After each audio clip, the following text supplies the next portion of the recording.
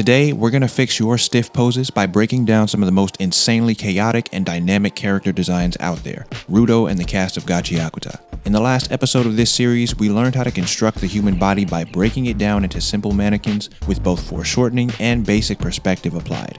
However, if you're still wondering why your figure's just not as dynamic as you imagine they could be, then today, we're going to break down the steps you need to take your skills to the next level. In order to draw anything dynamically, we need to really understand gesture. Drawing with gesture is all about capturing movement, energy, and body language. In this example, we can see the subject striking an extremely emotive and dynamic pose. There's all this stretching, squashing, twisting, and rotation, all happening simultaneously, and that's just in the upper body alone. Now, in order to capture and express this kind of motion, we have to break the entire figure down into only the most expressive and informative lines: gestural lines and the line of action. The line of action specifically refers to an imaginary line that runs through the center of the character's pose.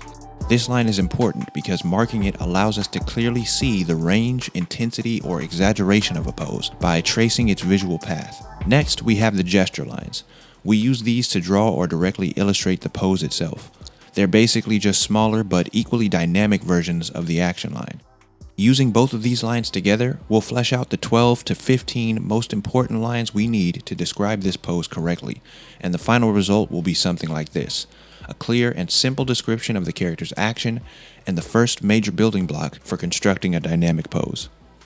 Okay, so next up, now that we're more acquainted with gesture drawing, let's look at the next major ingredient in the dynamic poses recipe: the skeleton.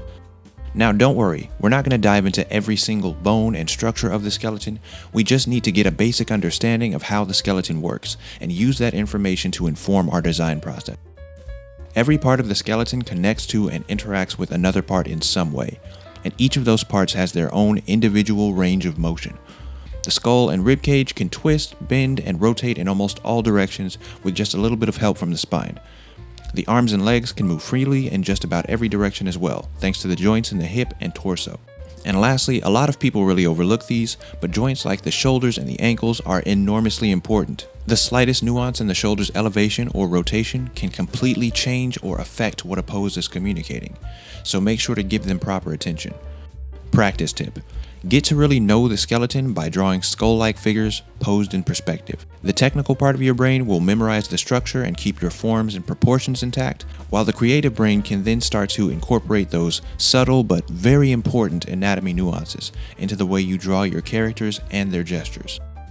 Now lastly, before diving into the illustration and details, it's best to check your work and make sure the foundation you've drawn is at least reasonably correct. To do this, go ahead and mannequinize the entire figure like we learned in the first part of this series.